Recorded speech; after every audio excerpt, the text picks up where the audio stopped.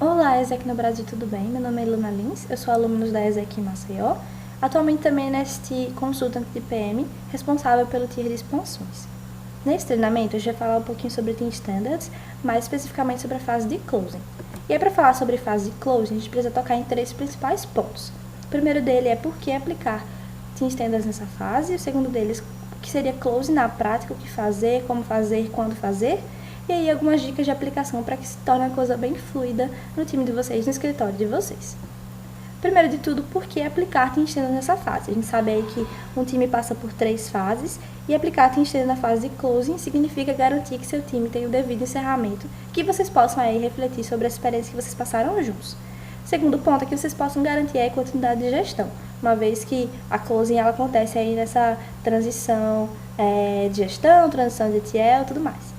O terceiro ponto é que vocês possam garantir uma gestão de informação eficiente, uma vez também que pela Close se passar nesse momento de mudança, a informação ela tem que se perder, mas quando você aplica Team nessa fase, é muito mais fácil ter uma gestão de informação eficiente e fazer com que essas informações elas não se percam no seu CL, beleza? E aí o que significa Close na prática, né? O que significa de fato entregar standards nessa fase? E aí, para dizer que a gente está, de fato, entregando standards nessa fase, existem 3 principais standards que precisam ser cumpridos. O primeiro dele é o Team Debrief, o segundo, o Transition, e o terceiro, Individual Debrief. Sobre o Team Debrief, a primeira coisa que a gente precisa pensar é que é um touch point muito mais sobre o time como um todo. Então, o TL e os membros pensando no time como um todo, na experiência em conjunto. E aí, para dizer que você está entregando esse standard de uma forma com qualidade, existem 3 pontos que precisam ser entregues. O primeiro deles é o report de resultados. E aí, o que significa esse report de resultados? É basicamente um compilado que você vai fazer com os resultados finais do time, né, no que diz respeito à performance dele. Compilar também os principais aprendizados do time que vocês passaram e a partir disso, fazer um report bem detalhado assim, sobre a experiência, o que aconteceu mês a mês, os atingimentos, os não atingimentos, por que aconteceu isso. E aí, a partir disso, apresentar esse report tanto para o seu time quanto para o CL. Quando você vai fazer isso? Na tua penúltima semana de gestão.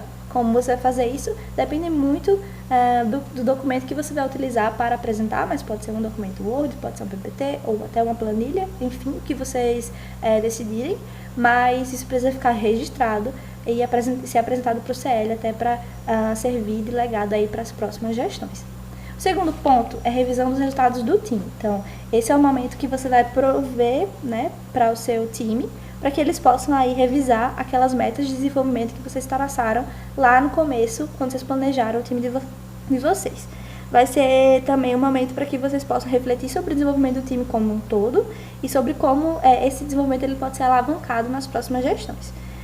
Nesse momento também, você vai promover para o seu time um momento que eles possam falar sobre o futuro deles e o futuro do time como um todo. E aí, quando você vai fazer isso? Na tua última semana de gestão. Como fazer isso? Durante o teu Team Days de fechamento. Então, no teu Team Days de fechamento vai ter uma pauta lá para vocês revisarem esses resultados do teu time.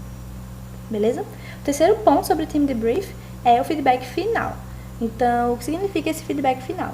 Esse feedback final também vai ser um momento que você vai prover para o seu time, para que eles possam colher feedbacks entre eles mesmos, né, sobre a experiência que eles tiveram no time, sobre a performance deles, e para que eles possam ter essas informações para as próximas experiências de time que eles estão por vir, né, tanto dentro da ESEC como fora da ESEC. E aí você também pode utilizar esse momento para ter informações sobre também e feedbacks também sobre a tua gestão de time e tua liderança perante eles. Quando fazer isso, última semana de gestão também, como fazer isso durante o teu Team Days de fechamento. Então também vai ser uma pauta aí do teu Team Days de fechamento para que você possa colher esse feedback final do time. Beleza? Team Debrief, ok. O próximo standard é Transition. E aí a gente precisa pensar que é um touch point muito mais sobre o TL eleito e o TL atual. Então, é um momento onde os 2 team leaders estarão juntos para fazer essa transição. E para você dizer que teve uma transição de qualidade, uma transição eficiente, você precisa entregar basicamente 3 pontos. O primeiro deles é a transição de conhecimento e habilidades.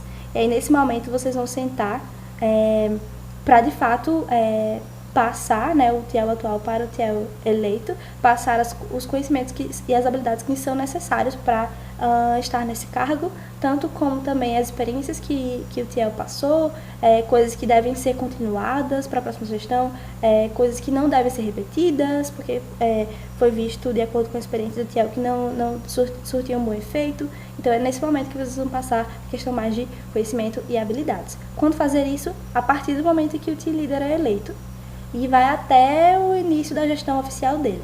Então, assim que você souber lá que o TL o teu sucessor foi eleito, vocês vão sentar para começar a passar essa questão de conhecimento e habilidades. Como fazer isso? Em reunião de transição.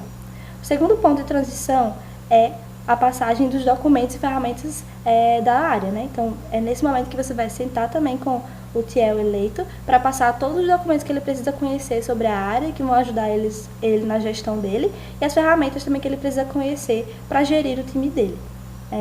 Quando você vai fazer isso? Na primeira reunião de transição que vocês tiverem. Vai ser a agenda da primeira reunião de transição de vocês. Como fazer isso? Também numa reunião de transição. O último ponto de transição é sobre a sugestão de next steps. Então, uma vez que você teve lá todo esse touch point de conhecimentos, habilidades, passou documentos, ferramentas, e vocês tiveram toda essa conversa sobre o time, é nesse momento que você vai sugerir para o TL que vai chegar os next steps do time. As coisas que ele precisa fazer para que dê continuidade na gestão e para que o trabalho não seja interrompido porque está acontecendo transição. E aí, quando você vai fazer isso, na penúltima semana da gestão, onde a semana do sucessor, né, da semana que ele começa, e antes dele começar a planejar o time dele. E aí, como fazer isso também na reunião de transição. Sobre a reunião de transição, a frequência dela, ideal, é que ela seja semanal. Só que aí depende de qual cargo você está fazendo transição, né? Se for transição de LCP, a frequência ideal é que ela seja 3 dias por semana. Se for transição de VP, que ela seja 2 vezes por semana. E se for transição de TL, que ela seja 1 vez por semana. Mas, obviamente, que essa frequência pode ser alterada de acordo aí com a necessidade da pessoa que está fazendo transição ou do escritório como um todo. E aí, o último ponto sobre closing é o individual debrief, que é, nesse caso, é um touch point muito mais do TL com o membro em si, com o membro específico. E aí, para você dizer que você fez um individual debrief de qualidade, você precisa entregar 2 coisas. O primeiro delas é o LDA final. Então, no momento que vocês planejaram o time lá no começo, primeiros one-to-ones, o membro ele precisou fazer o LDA inicial. E aí, nesse momento, você vai pedir para que ele faça o LDA final, para que vocês possam comparar aí o desenvolvimento dele e ver também as coisas que ele foi percebendo durante a experiência dele no time. Quando você vai fazer isso? 1 semana após o final da tua gestão. Então, 1 semana após o final da tua gestão, tu ainda tem esse tipo de compromisso com o membro que você liderou. Como você vai fazer isso? No último one-to-one ou na última reunião de track individual. O segundo e último ponto para entregar um individual debrief com qualidade é a revisão do plano de desenvolvimento pessoal. Então, também, lá no começo do time, quando vocês planejaram, vocês fizeram um plano de desenvolvimento pessoal para cada membro, onde esse membro ele colocou e setou algumas coisas que ele queria desenvolver durante a experiência dele, baseado nas leadership qualities, né? Baseado no LDA. Então, nesse momento, vocês vão sentar para revisar esse plano, entender o que foi atingido, o que não foi atingido e traçar next steps para que aquela pessoa continue se desenvolvendo nas próximas experiências que ela tiver. Quando você fazer isso, na tua também primeira semana após o final da gestão. Então, o compromisso também com o teu membro nessa primeira semana após o final da tua gestão. Como você fazer isso? No teu último one-to-one ou na última reunião de track individual. Feito isso, né, a gente pode dizer que o individual debrief foi entregue com qualidade.